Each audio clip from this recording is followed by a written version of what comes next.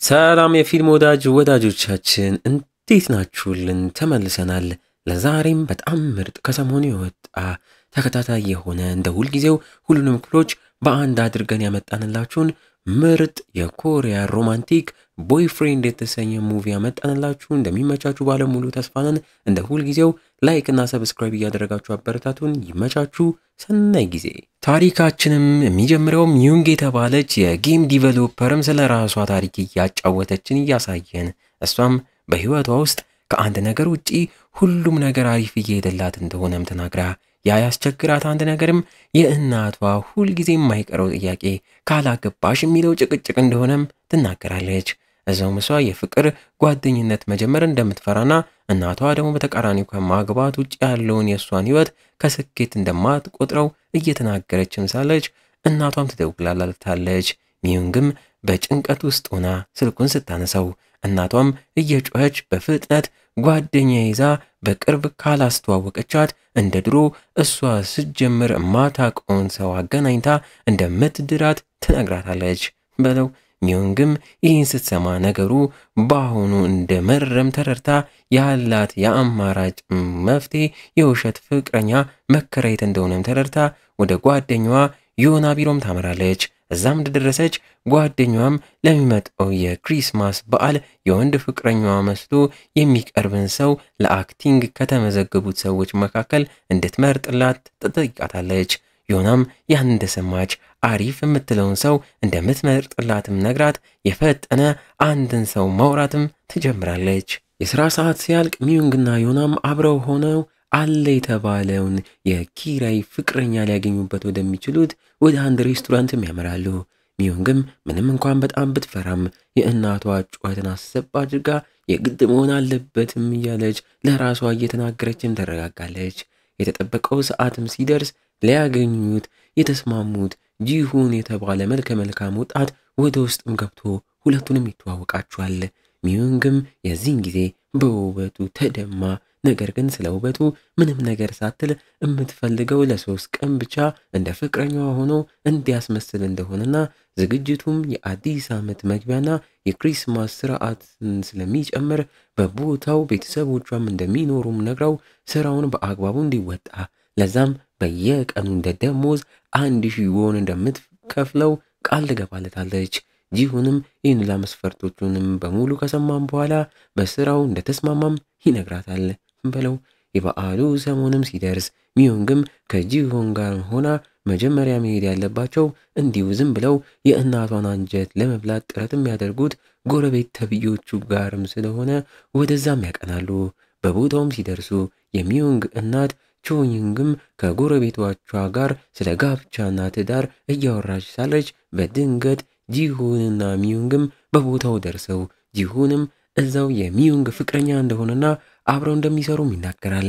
እናትየው ቾይንግም በዚህ በጣም ተገርማ አመሻሽ ላይ ጂሁን ራት እንዲበላም ጋብዘው ከባሏም ጋር ሆነው አንዳንድ ጥያቄዎችን መጠየቅ ይጀምራሉ። ጂሁንም ለጥያቄዎቹ በሙሉ መልስ እየሰጠ ሳያስነቃም ሲቀር እዛው ቤተሰቦቹ እንደሞትና አሁን ግን ቤተሰብ ያህል ያለው እንደተሰማው በደስታም ይናገራል። ሚዩንግም ያንን ስትሰማ በጂሁን የማስመሰልና የመተወን አቅም በጣም ተገርማ እየሆነ ያለውን ነገር የምታውቀው እሷ ብቻም ስለሆነ መሳቅ ትጀምራለች።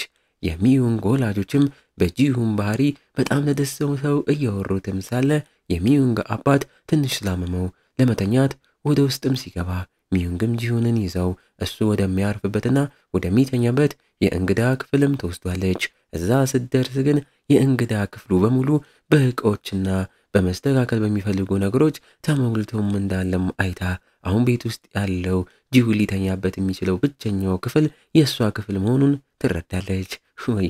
ወደ እሷ ክፍልም ስትሄድ ክፍሏ በሚገርም ሁኔታ ተስተካክሎ አምሮበትም አይታ በዚህ ጊዜ እናቷ አውቃ ሆን ብላ ጂሁንና ሚዩንግ አብረው እንዲያድሩ ብላ ያደረገችው ሴራ እንደሆነም ትረዳለች። ሚዩንግም በዚህ ሁኔታ ተበሳጭታ የምታደርገውም ሲጠፋት ጂሁንም አታስቢ ምንም ነገር አይፈጠርም ብሎም ነግሯት አብረው ይተኛሉ። በሚቀጥለው ቀን ጠዋት ግን ሚዩንግ ከእንቅልፏ ስትነቃ ራሷን ጂሁን እቅፍ ውስጥ አግኝታው ለትንሽ ደቂቃ መልኩን ካደነቀች በኋላ ግን ወጉ ነውና ጩሃ ከአልጋው ላይ ዘላም ትነሳለች። ጂሁንም ታዲያ እየተደናገጠ ቢሆንም ምንም እንዳልተፈጠረም ከአልጋው ወርዶም ነግሮ እያረጋጋት እሷም ረጋ ብላ የቀኑን ክፍያም ከፍለው ላደረገው ነገር ሁላ ታመሰግኗለች። ጂሁንም ታዲያ ብሩን ተቀብሎ ከዚህ በኋላም ከፈለገችው እንድትደውልለትና ባለችው ሰዓት ቦታ እንደሚገኝም ነግሯት እሷም ፈገግ ብላ ለሚቀጥሉት 3 ዓመታት ልትደውልለት እንደምትችልም ትነግሯለች። ጂሁንም ባለችው ነገር ግራ ተጋብቶ ለ3 ዓመታት ከቤት የማምለጥ ፍላጎት ኖሯት እንደሆነና እንዳልሆነ እየጠየቃት እሷም የዚህን ጊዜ በመጀመሪያ ዓመት እሱ ወደ ሌላ ሀገር እንደሄደና አሁንም ፍቅረኛሞች እንደሆኑ እንደምትናገር በሁለተኛው ዓመት ደግሞ እንዳልተሳካላቸውና ነገሩን ለማስተካከል እየሞከረች እንደሆነ እንደምታስመስል በሶስተኛው ዓመት ደግሞ እንደተጣሉና አሁን ድጋሚ ወደ ፍቅር ህይወት ውስጥ ለመመለስ አዳጋች እንደሆነባት ለቤተሰቦቿ እንደምታስረዳቸው ስትናገር ጂሁንም የሰማውን ማመን አቅቶት እየተገረመ ከቤቱም ሊወጣ መዘገጃጀት ይጀምራል። እዛው ግን ሁለቱንም ምንም ነገር እንዳልተፈጠረ ከቤት ሊወጡ ሲሉ የሚዮንግ አባትም ደርሶ አስቆሟቸው። ጂሁንንም ትናንት ማታ ሚስቱ እናቷ ላደረገችው ነገር ይቅርታም ጠይቆ እሱ ራሱ የእንግዳ ማረፊያውን ክፍል እንደሚያስተካክል ተናግሮ ጂሁንን ለጥቂት ቀናት አብሯቸው እዚህ እንዲቆይ ይጠይቋል። ሚዮንግም ይህን እንደሰማች ጂሁንን ወደ ተስተካከለው የእንግዶች ማረፊያም ቦታም ይዘውም ሄዳ አዲስ ኮንትራት እንዳላትና ይህ የእሷ ፍላጎት ስላልሆነ ከመጀመሪያው ያነሰ ገንዘብ እንደምትከፍለውም ነግራው በዚህ ኮንትራት ላይ ግን መነካካት የሚባል ነገር ጨርሶ እንደማይቻልና እሷ ራሷ መንካት ካስፈልጋት ለዛም እንደምትከፍለውና እንደምትነካው ትነግረዋለች። ጂሁንም ያለችውን ሁሉ ሰምቶ በዚህ ኮንትራት የሚስማማው ፍቅር እንደማይዛት ቃል ከገባችለት ብቻ እንደሆነም ነግሯት እሷም እየተበሳጨች ሲጀምር ወንድ የተባለ ፍጥረት ላይ ፍላጎት እንደሌላትም ነግራው በሐሳቡ ትስማማለች። ቁርስ ሊበሉ ሁሉም ተሰብስበው የሚዮንግ እናትም ጂሁንን በደስታ ብዛት በጣም ብዙ ምግብ እየመገበችው እሱም በዚህ ተናዶ ወላጆቿም ሲወጡ ሚዮንግን ታዲያ ስራዎችን ለማግኘት ጥሩ አቋም ላይ መሆን እንዳለብኝም ነግሬሽ ነበር። እኛም አሁን የእናትሽ ምግብ ደግሞ ያንን እንዳላደርግ እንቅፋት እየሆነብኝ ነው እያለም እየተበሳጨም ይናገራታል። ከዛም ቀጥ ብሎም ሄዶ አንስቷት በሷ ስፖርት መስራትም ሲጀምር ሚዮንግም እየተበሳጨች ኮንትራቱን እንደጣሰም ነግራው ምንም እንኳን ጂሁን በዚህ ሰዓት የሚያሳስበው ነገር የሰውነት አቋሙ እንደሆነ ቢናገርም እሷ ግን ተናዳ በእናቷ ምግብ የተነሳ ለሚጨምረው ማንኛውም ኪሎ በሙሉ እንደምትከፍለውም ተናግረዋለች። በሚቀጥለው ቀን ሁሉም ለቁርስ ተሰብስበውም ሳለ እንደተለመደው የሚዮንግ እናትም ጂሁንን በደንብ መመገብ ስትጀምር ሚዮንግም ታዲያ ከጂሁን ሰዓት ላይ ሳታስነቃ እንደራባት በመናገር ምግብ መውሰድ ስትጀምር እናትየዋም ሁኔታውን ተመልክታ ጥርጣሬ ውስጥ ገባለች። ከሰዓታት በኋላ ጂሁንና ሚዮንግም ወደ ውጭ ሞተው ወክ ለማድረግም እየሞከሩ ሳለ ጂሁንም የሆነ ዕቃ ለመግዛት ብቻውን ወደ አንድ ሱቅ ሲገባ ሚዮንግም ከድሮ የትምህርት ቤቷ ተማሪዎች ጋርም ትገናኛለች። እነሱም ብቻዋን ሆና ሲያዩዋት የድሮ የክፍል ተማሪዎች ጓደኞች በሙሉ አግብተዋል፣ ልጆች ወልደዋል እያሉም ነግሯት እሷ ግን አሁን ቆማ እንደቀረች እየተናገሩ ሲያሾፉባት ጂሁንም በቦታው ደርሶ ፍቅረኛው እንደሆነችም ነግሯቸው አጠገቧ እንዳይደርሱ ያስጠነቅቃቸዋል። ሚዮንግም ወደ ቤት ስትመለስ ቀደም ብሎ ጂሁን ባደረገው ነገር በሐሳብ ተወስዳ ማስክ ሲያደርግ ደግሞ ይበልጥ ውበቱ እንደጨመረ ለራሷ እየተናገረች ሳታስበው እሱም መሳል ትጀምራለች። ስዕሉን እየሳለች ከነበረችበት ሐሳብም ስትወጣ የሳለችውን ስዕል ማይታ በሚሰሩት ጌም ውስጥ ዋና ገጸ ባህሪ የሚሆነው እሱ መሆኑን ለራሷ ትናገራለች። ከዛም በፍጥነት ለጓደኛዋ ለዮናም ደውላ ለሚሰሩት አዲስ ጌም ገራሚ የሆነ ገጸ ባህሪ እንዳገኘች ስትነግራት ዮናም በምታወራው ነገር ተደናግጣ ወሬዋ በሙሉ ስለ ጂሁን እንደሆነም ነግራት ሚዮንግም በርግጥ ምን እየተሰማት እንደሆነ እንደማታውቅም ነግራት ነገር ግን እሱ ራሱ ፍቅር እንዳይዛት እንዳስጠነቅቃት ትነግራታለች። ዮናም ኮንትራት ብቻ እንደሆነና ሙሉ ትኩረቷን ስራዋ ላይ ብቻ እንድታደርግ ያንን ማድረግ እንዳለባት በቁጣ ታስታውሳታለች። ሚዮንግ ግን እንዲህ ብትቆጣም በነጋታው ከእንቅልፏ ስትነቃ ስለ ጂሁን ህልም እንዳለመችም ለራሷ እየተናገረች ራሷን ስለሱ ከማሰብ መቆጠብ እንዳለባትም ትናገራለች። ወደ ጂሁን ክፍልም በዛው ታመራለች። እዛውም ጂሁን አዲስ በገዛቸው ዳምፔሎች ስፖርት ሲሰራም አግኝታው በውበቱም ተማርካ እየሰሩበት ስላለው አዲስ ጌም እንዲሆናትም በተለያዩ አቀማመጦች እሱን መሳል ትጀምራለች።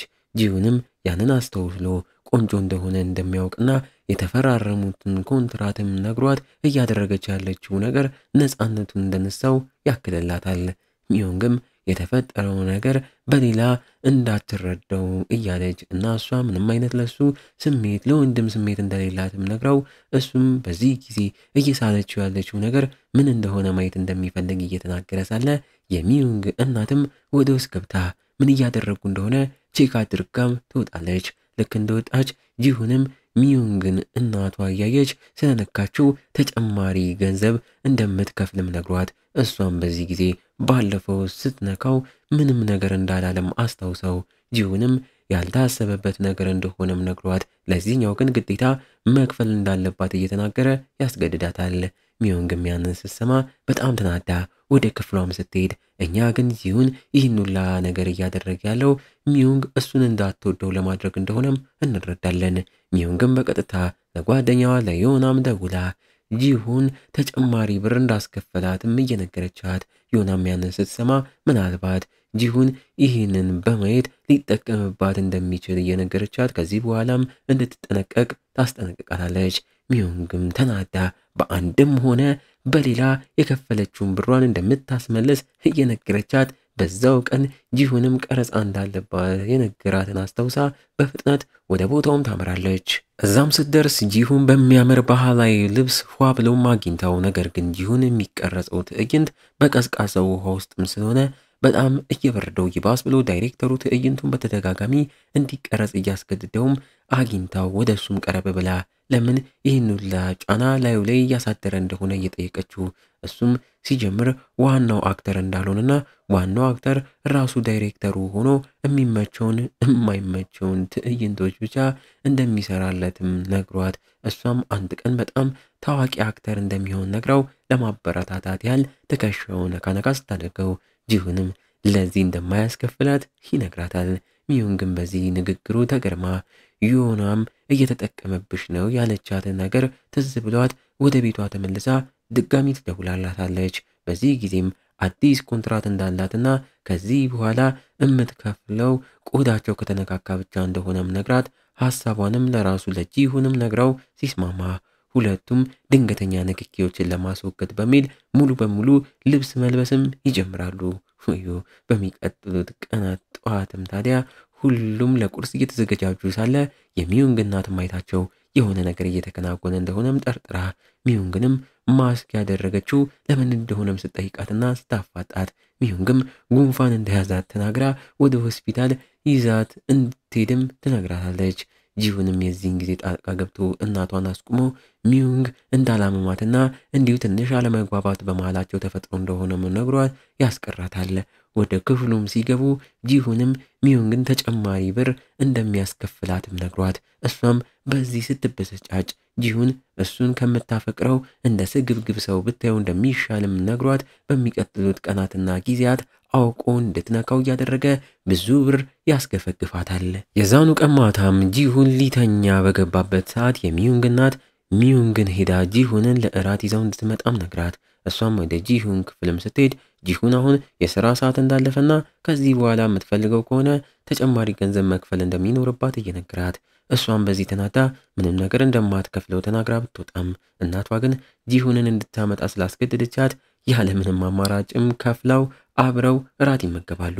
ምሽት ላይ ወደ ክፍሉም ገብታ የላከችውን ገንዘብ በሙሉ ለመመለስ ስልኩን ልትወስድም ብትሞክርም እሱ ግን እጇን ይዞ አስደንግጧት ሚዩንግን በፍጥነት ሳትታይ ከክፍሉ ብትወጣም እኛ ግን ጂሁን እንዳልተኛና ሁሉንም ነገር ያደረገው አውቆ እንደሆነ እንረዳለን። በሚቀጥለው ቀን ሚዩንግ ጂሁን ሻወር ቤትም ሳለ ስልኩን ተጠቅማ ብሯን ለማስመለስ ስትሞክር በድጋሚ ደርሶባት እዛውም ይህንኑ የኮንትራት ፍቅረኛ ነገር ከሌሎች ሴቶች ጋር አድርጎት እንደሚያውቅና እሷንም ከሌሎቹ የበለጠ አሁን ላይ ያስከፍላት እንደሆነ መሆን ነግሯት ሚዩንግም ያንን ስትሰማ በግርምት ለምን ብላም ጥያቄ እያቀረበችለት እሱም ታዲያ የዚህን ጊዜ ያንን እያደረገ ያለው እየወደደችው ስለሆነና እሱ ደግሞ ያንን ስለማይፈልግ ብዙ በማስከፈል ግንኙነታቸው ቢዝነስ ብቻ መሆኑን ሊያስተምራ ስለፈለገ እንደሆነም ይነግራታል።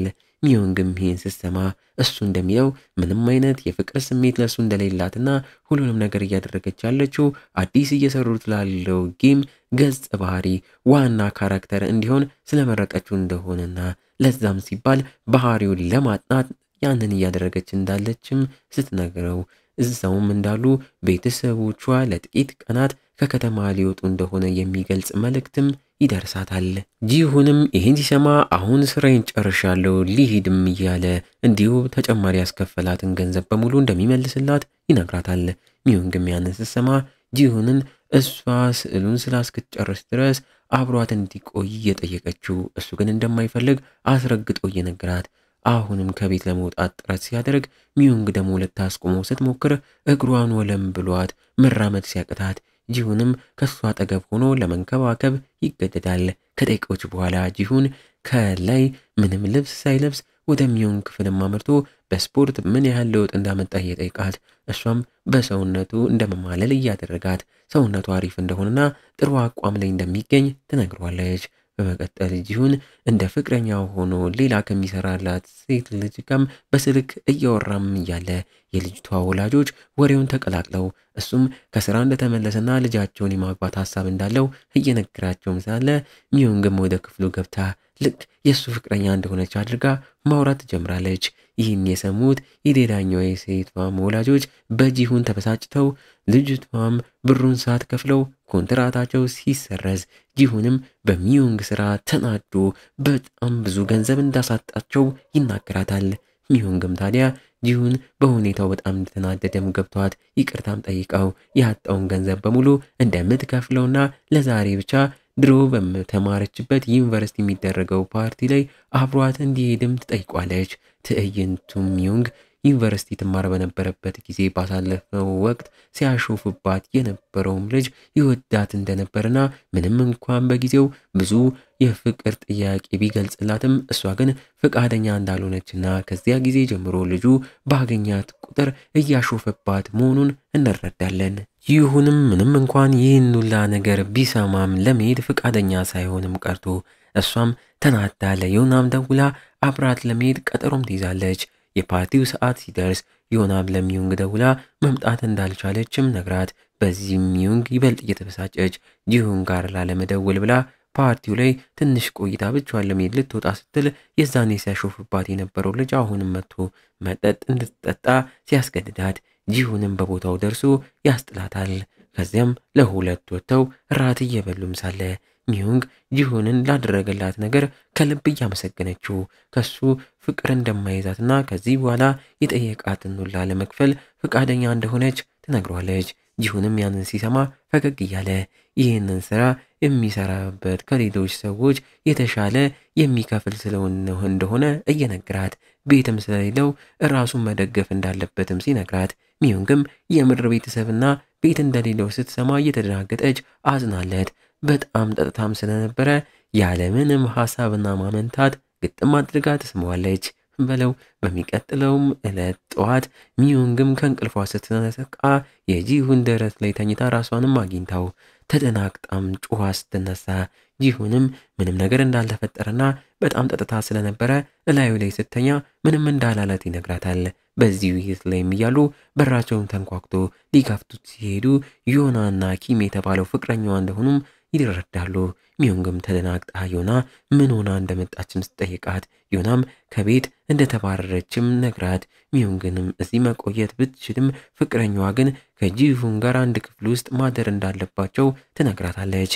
ጂሁንም ይህ ሁላ ከተከናወነም በኋላ የመጣውን ወንድ ማን እንደሆነ ለማየት ወደ ሳሎን ሲወጣ የድሮ የክፍል ጓደኛው ኪም መሆኑንም አይቶ እኛም በሁለቱ መሃል አሁንም ድረስ ያልበረደ ጸብ እንዳለ እየተረዳን ሚዮንግና ዮናም ያንን አይተው ሁለቱን ለማግባባት ጥረት ማድረግ ይጀምራሉ። በዚህ መሃል ጂሁን ዮናን ወደ ጥግም ይዟት ሄዶ ለሚዮንግ ስለ ፍቅረኛዋ ስለ ኪም ትክክለኛ ማንነት ለምን እንዳልነገረቻት ስትጠይቃት ዮናም ያ እሱን የሚመለከት ነገር እንዳልሆነና የኮንትራት ፍቅረኛ መሆኑንም አስታውሳው ለሚዮንግ ጥሩ የሆነውን ከሷ ይልቅ ማንም ሊያውቅ እንደማይችልም ነግራው ትሄዳለች። ጂሁንም ወደ ክፍሉ ገብቶ እዛው የተቀመጠውን ኪምን ምን አይነት ሰው እንደሆነና ሁለቱም በመዋሸት የትም እንደማይደርስ እየተናገረው ኪምም ምንም ነገር ሳይመስለው ተረጋግቶ ዮና በዚህ ማንነቱ እንደወደደችውና በማይመለከተው ነገር ጣልቃ እንዳይገባ ያስጠነቅቀዋል። በሚቀጥለው ቀን ጠዋትም ኪም ለሁሉም ሰው ቁርስ ሰርቶ ምን ያህል ሐሳቢና አፍቃሪ ሰው መሆኑን እያሳየ ሚዩን ግን በዛ ቀንታ ኪምንም ታዲያ ብዙውን ሰዓት ክፍል ውስጥ ከሚያሳልፈው ጂሁን ጋር እያነጻጸረችው ከሰዓታት በኋላ ጂሁንም ቡና እንዲያፈላለት ብትጠይቀውም እሱ ግን ተጨማሪ ገንዘብ ከከፈለች እንደሚያፈላላትም ነግሯት አሁንም ቢሆን ያሉት የቢዝነስ ስራ ውስጥ እንጂ ፍቅረኛሞች እንዳልሆኑም ያስታውሳታል። ሚዩንግም በዚህ እየተናደደች ዮናንም ሁኔታውን እያበሳጫት እንደሆነና ጂሁን ፍቅረኛሞች ባይሆኑ ግን ቢያንስ እንደዛ አክት ማድረግ እንዳለበት እየተናገረች ብሶቷን ስታቀርብ፣ በሌላ በኩል ደግሞ ኪም ጂሁንን እንዲህ አይነት ባህሪ ሚዩንግ ላይ ማሳየት እንደሌለበትና ሀሳብ ውስጥ በእርግጥ ለሚዩንግ ፍላጎት ካለው ጊዜው ሲያልፍ ቶሎ እንዲነግራት ያበረታቷል። ወደ እነ ሚዩንግ ጋም ስንመለስ አብረው ሆነው የተፈራረሙትን ኮንትራት እያነበቡ ሚዩንግም ለዮና ጂሁን ተጨማሪ ብር በሙሉ እንደመለሰላትና የዚህን ወር የቤት ኪራይም እንደከፈለ ስትነግራት ዮናም በዛ ምንም ሳትገረም በዚህ ድርጊቱ እንዳትታለልና ጂሁን ድሮውንም ስግብግብ ሰው እንደሆነም ነግራት አስታውሳት እዛው እስካሁን ለማንም ያልተናገረችው ሚስጥር ትነግራታለች። ሚዮንግም ሚስጥሩ ምን እንደሆነም ጓጉታ ስትጠይቅ ፊልሙ ገና ሲጀምር የዛኔ ሚዮንግ መታ የኪራይ ፍቅረኛ እንደምትፈልግ የነገረቻት ጊዜ መጀመሪያ ያገኘችው ሰው ኪም እንደነበርና በጣም የሚያምር ቆንጆም ስለነበረ ኪምን ታዲያውና ለራሷ ቀጥራ የሱ ተተኪም ብላ ያስቀመጠችውን ጂሁንን ደግሞ ለሷ እንደሰጠቻትም ትነግራታለች። ተረፍ ሚዮንግም ይህን ስትሰማ ማመን አቅቷት እየተገረመች ድርቃ ስትቀር ዮናም ነገሩ ፍትሃዊ እንዲሆን ፍቅረኛ እንዲቀያየሩ አዲስ ሀሳብ ብታቀርብም ሚዮንግ ግን ያ እንዲሆን እንደማትፈልግ ትናገራለች። ወይ ጉድ! ዮናም ይህን የሚዮንግን ንግግር ሰምታ ከጂሁን በእርግጠኝነት ፍቅር እንደያዛት በመገመት ጂሁንን ልክ እንደ ኪም አሪፍ የሆነ ፍቅረኛ እንዲሆን ከፈለገች አንድ ጨዋታ እንዲያዘጋጁና በዛ ጨዋታ ጂሁን ከተሸነፈች ከቤት ለቆ መውጣት እንደሚኖርበትም ተስማምተው ምናልባት ይህ ጂሁን አሪፍ የሆነ ፍቅረኛ ለመሆን ሊያግዘው እንደሚችልም ያስባሉ። በሚያሳዝን ሁኔታ ግን ይህን ሁላ ሲያወሩ በበሩ አጠገብ ሲያልፍ የነበረው ጂሁንም የሚያወሩትን ሁላ ሰምቷቸው እንዲህ አይነት ጨዋታዎችን ለመጫወት በመፈለጋቸው ተናዶባቸው እቃውን ሰብስበው ለመውጣት ወደ ክፍሉም ይመለሳል። ልክ ጂሁን ከበሩ ላይ እንደሄደ ግን ሚዮንግ ለዮና ጂሁን ቤቱን ለቆ ባይሄድ ደስ እንደሚላት ትነግራታለች። ይህንን ያልሰማው ጂሁን ከኪም ጋር እየተከራከረ እቃውን መሸከፍ ሲጀምር ኪምም ቤቱን ለቆ የሚሄድ ከሆነ ዮናም እሱን ከቤት እንደምታባረረውም ነግሮት ዮናን ከልቡ እንደሚወዳትና እሱም ሚዮንግን ስለሚወዳት በቻሉት አቅም የሁለቱን ልብ ለማሸነፍ ጥረት ማድረግ እንዳለባቸው ይነግረዋል። ከሰዓታት በኋላ አራቱም በጠረጴዛ ዙሪያም ሆነው አዲሱን ኮንትራት ለመፈራረም ተሰብስበው ባሉበት ጂሁንና ኪምም መስፈርቶቹን ሲያነቡት ዮናና ሚዮንግ እያንዳንዶቹን ህጎች እንደቀየሩ ማስተውለው በአሁን ጊዜ መስፈርቱ የሚሆነው ጨዋታውን ያሸነፈው ሰው የሚዮንግ ፍቅረኛ፣ ጨዋታውን የተሸነፈው ደግሞ የዮና ፍቅረኛ እንደሚሆኑ እንዲሁም ደግሞ ከዛም በተጨማሪ ለቤት ኪራይና ለቤት ውስጥ ወጪዎችን ማስተዋጽኦ ማድረግ እንዳለበት ይነገራቸዋል። ጂሁንም በዚህ ተስማምቶ ውድድሩን ይቀላቀላል። የመጀመሪያ ስራም የነበረው የቤት ውስጥ እንክብካቤም ስለነበረ በዚህም ጎበዝ የሆነው ኪምም አሸንፎ ጂሁን አዲሱን ኮንትራት ለመፈረምም ይገደዳል። በዚህ መሰረት የኪራይና የቤት ውስጥ ወጪዎቹን ጨምሮ ለሚዮንግ የምትፈልገውን የማቅረብ ግዴታ ውስጥም ይገባል። ጂሁንም ስራውንም ጀምሮ ቁርስ፣ ምሳ፣ እራትም ጨምሮ ሚዮንግ ያዘዘችውን ነገር በሙሉ እየፈጸመም ሳለ አንድ ቀን ሚዮንግም ጭራሽ እግሯን እንዲያሽላትም ትጠይቋለች። ጂሁንም ያንን ሲሰማ ተበሳጭቶ የድሮ ኮንትራታቸው ላይ እርስ በእርስ መነካካት እንደማያስፈልግ ያወጡትን ህግ አስታውሷት፣ እሷ ግን ያ ኮንትራት አሁን እንደማይሰራ ስትነግረው ጂሁን ምንም ነገር ሳይላት ወደ ክፍሉም ገብቶ ጠዋት ሲነጋለት ለመውጣት በንዴት እቃውን ማዘጋጀትም ይጀምራል። በዛው ምሽት ሳሎን ውስጥ ቁጭ ብሎም ሲጠጣ ሚዮንግም አግኝታው እንዲህ ሲጠጣ አይታውም ስለማታውቅ ምን ሆኖ እንደሆነ ተደናግጣ ስትጠይቀው ጂሁንም ነገ ጠዋት ትቷት እንደሚሄድና ምንም እንኳን ለመሄድ ያሰበው ከብዙ ጊዜ በፊትም ቢሆን እሷ ግን ራሷ ጠይቃው ስላስቀረችው እዚህ እንደቆየና እንደዛም ቢሆን ግን አሁን ጭራሽ ግዴለሽ በመሆን እሱን ፈልጋ እንደቀጠረችውም ሳይሆን እንደማይረባ ዕቃ ልትጠቀምበት እየሞከረች እንደሆነም ነግሯት አያይዞም 10 ጊዜ ከኪም ጋር የምታወዳድነው ነገር ምርር እንዳለው እንዳስጠላው እናም ከፈለገች በሱ ቦታ ኪምም ቦታውን ተክቶ መውሰድ እንደሚችል እሱም አሁን ላይ ኮንትራቱን ከተፈራረሙበት ቀንም ጀምሮ ያለውን ያወጣችበትን ገንዘብ ብር በሙሉ እንደሚመስልስላት አምሮም ነግሯት ጥሏትም ይሄዳል። በለው ሚዮንግም ይህን ሉላ ተብላ አዝና ወደ ዮናም ክፍልም ሄዳ እያነባች ጂሁንን ማጣት በጭራሽ እንደማትፈልግ እየተናገረች ሳለች ኪምን በሩን ከፍቶ ገብቶም ሲያወሩ የነበረውን ሁሉ እንደሰማና የሆነ ነገር ሊነግራቸው እንደሚፈልግ ተናግሮ ወንበር ይዞም ይቀመጣል።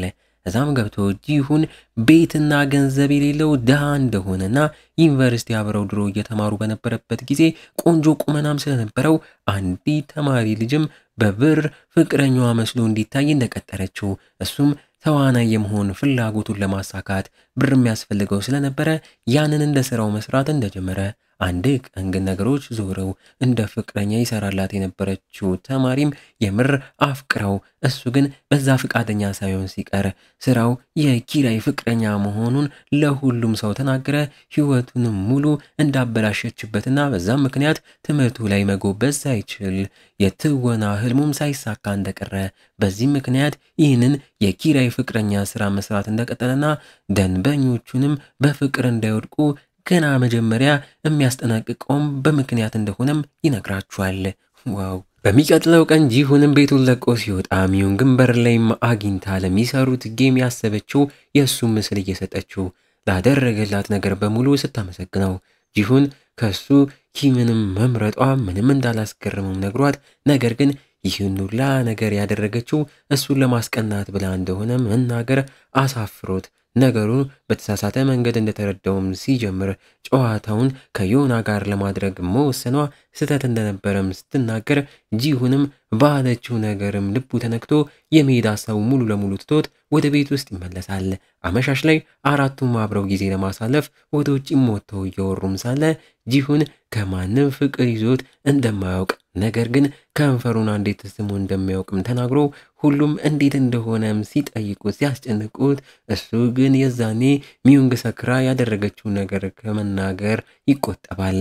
ወሬውም ሲቀጥል ሚዮንግ በዚህ ሰዓት ከማንም ጋር ፍቅር ግንኙነት ውስጥ እንዳልገባች ብትናገርም ጂሁን ግን ከሆነ ሰው ፍቅር እንደያዘው ይናገራል። ሰዓታትም ሲያልፉ ሚዮንግም በጣም በመጠጣቷም የተነሳ ሰክራ ጂሁንን ፍቅር የያዘው ከሱ አይሁን ከሌላም ሰው እንደሆነ ፍጥጥ ብላ እየጠየቀች ስታስጨንቀው እሱም ምንም ነገር ሳይናገር እዛው ይስማታል። ዋው! በሚቀጥለው ቀን ሚዮንግም ከእንቅልፏ ስትነቃ የተፈጠረው ነገር እውን ይሁን ህልም ለራሷ ራሱ ማረጋገጥ ስላልቻለች ጂሁንን እየራቀችው እሱም ይሄን ሲያይ ያንን ሁላ ነገር ካሳለፉ በኋላ ዝም ማለቷ ጭራሽ ለእንደዚህ አይነት ነገር ግድ እንደሌላት የሚያሳይም ነው ብሎም ደምድሞም ይቀመጣል። በሚያስደነግጥ መልኩ የሚዮንግ ወላጆችም እንዴት እንደሆኑ ለማረጋገጥ እንደመጡም ሚዮንግና ጂሁንም ሲያውቁ የፈጠነ ኪምን ዮናንንና አዲስ ያመጧትን ውሻም ይደባብቃሉ። አባትየውም ወደ ሲገባ የሆነ ነገር እንደተፈጠረም ውስጡም ነግሮት ገምቶም ጭራሽ ውሻዋ ስትጮም ሰምቶ ምን እንደሆነም ጠይቆ ሚዮንግም ግን የስልክ ጥሪ እንደሆነም ነግራ ስታስቀየስ የሚዮንግ እናትም በአንዳንድ ልብሶች ላይ የውሻ ጸጉር አይታ ቤት ውስጥ ውሻ እንደገባም ትደርስበታለች። በሚቀጥለው ቀን ሚዮንግና ዮናን በሚሰሩበት ድርጅት የተሰራ አንድ በእውነታው ዓለም የሌሉ ወንዶች የሚያወሩበት ዌብሳይትን አግኝተው በዛም ውስጥ ካሉት ሮቦቶች ጋር ቀኑን ሙሉ ሲያወሩ ሙለው ይህ ሁኔታ ያሳሰባቸው ጂሁንና ኪምም ሴቶች ስለነዛ በእውን ስለሌሉ ወንዶች የተመቻቸው ነገር ምን እንደሆነ ማጥንተው እንደነሱ ማስመሰልም ይጀምራሉ። ዮናና ሚዮንግም የነኪም ባህሪ ሲቀየር ግራ ገብቷቸው ምን ሆነው እንደሆነም ሲጠይቁ ኪምም ልክ እንደነሱ እንደሚያወራቸው ሮቦቶች አይነት ባህሪ ለማሳየት ጥረት እያደረጉ እንደሆነም ሲነግራቸው ዮናና ሚዮንግም ስቀው ያንን ባህሪ በእውኑ እንደማይወዱትና ሁለቱም ወደ ትክክለኛ ባህሪያቸው እንዲመለሱ እንደሚፈልጉም ይነግሯቸዋል። እነ ኪምም በዛ ሐሳብ ተስማምተው ነገር ግን ለሴቶች ብቻ ሳይሆን ለወንዶች የሚሆን አጫወትም እንዲጨምሩበት ሐሳብ ያቀርባሉ። የአዲስ ዓመት በዓሉም ሲደርስ የሚዮንግ እናትና አባትም ወደ ቤት ተመልሰው አብረው ራት እየተመገቡ በዚህ ምክንያት ወደ ውጪ መውጣት ያልቻሉት ኪምና ዮናም ደግሞ ብቻቸውን ቁጭ ብለው እያወሩም እያለ ኪምም ዮና መበሳጨቷንም አይቶ ከቤተሰቦቿ ጋር ሰላም እንድትፈጥርና ምንም እንኳን እሱ የሚኖርበት ቦታ ቢያጣም የሆነ መፍትሄም እንደሚፈልግም ነግሯት እዛውም እንደሚወዳት ለመጀመሪያ ጊዜ ይነግራታል። ዮናም ያንን ስትሰማ ደስ ብሏት እሷም የምድር እንደምትወደው ነግራው አብራው አንዳንድ እቅዶችም ማውጣት ይጀምራሉ። በሚቀጥለው ቀን ጂሁም የኪምንና የዮናን መቀራረብ ማይታ በጣም እያዘነም ሚዮንግ በስራ በመጠመዷ ምክንያት ምንም አይነት ጊዜ ለሱ ልትሰጠው እንዳልቻለች ለራሱ መናገር ይጀምራል። በዛኑ ቀን ጂሁንም ስፖርት እየሰራም ሳለ ዮናም ወደሱ መታ አብረው የወጡ ቀን ማታ እሷና ሚዮንግ አንድ ጨዋታ ተጫውተው ቃል ተገባብተው እንደነበረና ጨዋታውም ሚዮንግ ስላሸነፈች ለጥቂት ጊዜ ከኪም ጋር እንደምትሆንም ተናግሯለች። ጂሁንም ይህንን ሲሰማ በጣም ተናዶ ሚዮንግ ያንን ጨዋታ ስትጫወት ከራሷ ጋር እንዳልነበረች ይሁላ ነገር ዮናና ኪም የምር ስለሚዋደዱ አስፈላጊ እንዳልሆነም ነግራው ጂሁን ግን አሁንም ተናዶ እየጮኸም ሲያወራት ይሁላ እቅድ የኪምና የዮና እንደሆነና ሁለቱም የምር ጂሁን ሚዮንግን የወዳት እንደሆነና እንዳልሆነ ለማረጋገጥ ያደረጉት ነገር እንደሆነም እንረዳለን። ከክፍላቸውም ወጥተው ለስብሰባ ሲቀመጡ ዮናም ሚዮንግን እሷ ለጥቂት ቀናት ኪምን ስለያዘች እሷም ጂሁንን እንደምትወስድም ትናገራለች። ሚዮንግም ታዲያ ምንም እንኳን ያ ባያስደስታትም ጂሁን በሐሳቡ ሳይስማማም ይቀራልም ብላ ብታስብም እሱ ግን ጭራሽ በሐሳቡም ይስማማል። በሚቀጥለው ቀን ኪምም እንደተለመደው ሚዮንግን ባለ በሌለ አቅሙ እየተንከባከበ ጂሁንም በዛ ቀንቶ ለዮና ከሚገባው በላይ እንክብካቤ ማድረግ ይጀምራል። በዚህም ኪም ሲቀና ሚዮንግ ግን ከመቅናት ይልቅ ጂሁን ለሱ ያደረገውን ነገር ለዮና ሲያደርግ በማየቷም አዝና ይህ ጨዋታ ማብቃት አለበትም ብላ በመናገር ዮናንም ሄዳ ጂሁንን እንድትመልስላት ትጠይቃታለች። ዮናም በጥያቄ ሚዮንግ አጣድፋት ለጂሁን ያላትን ፍቅር አምና እንድትቀበል ታደርጋታለች።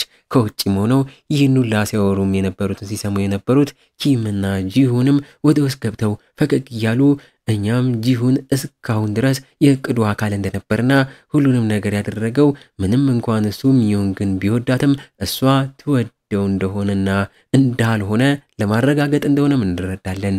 ዋው! ሚዮንግም ያንን ስታውቅ ጂሁንን የምር እሷን ይወዳት እንደሆነም ስትጠይቀው ጂሁንም እሷን እንደሚወዳት ሊነግራት ሲል የሚዮንግ እናት በሩን ከፍተው ውስጥ ትገባለች።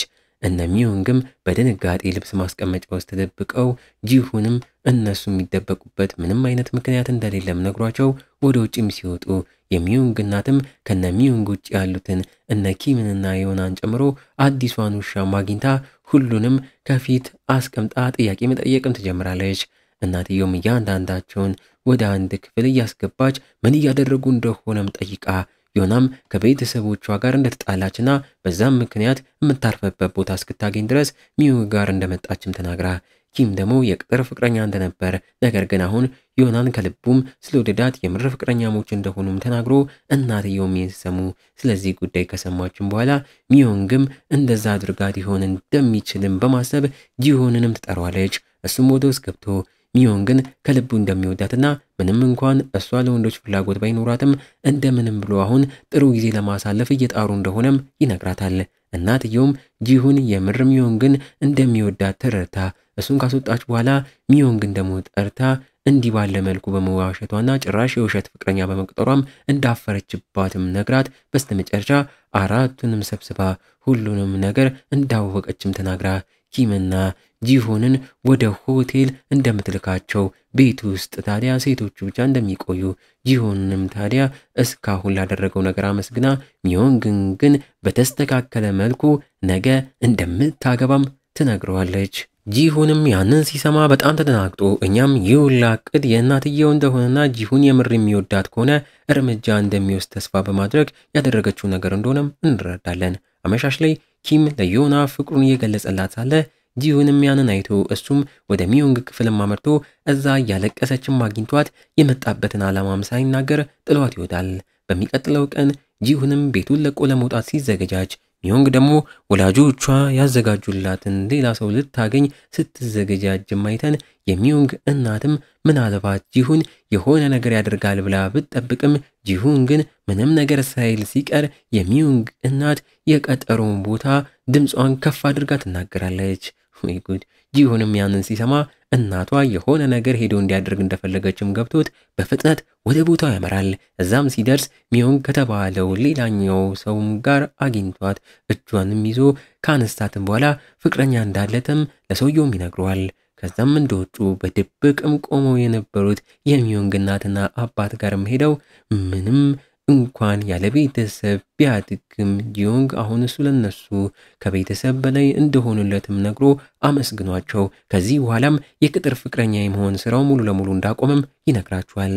ጂሆንም በደስታ ወደ ቤት ተመልሶ ሚዮንግንም አቅፏት እንደሷ ማንንም ወዶ ተዋዶም እንደማያቅ ይነግራታል። በስተመጨረሻም ትዕይንቱ ከዓመታት በኋላ ጂዮን እንደተመኘው በጣም ታዋቂ አክተርም ሆኖ አዲስ የሰራውን ፊልም ከሚዮን ጋር በፍቅር ሊያስመርቁ ሲሄድ አሳይቶን ይሄ ገራሚ ሙቪም ያበቃል።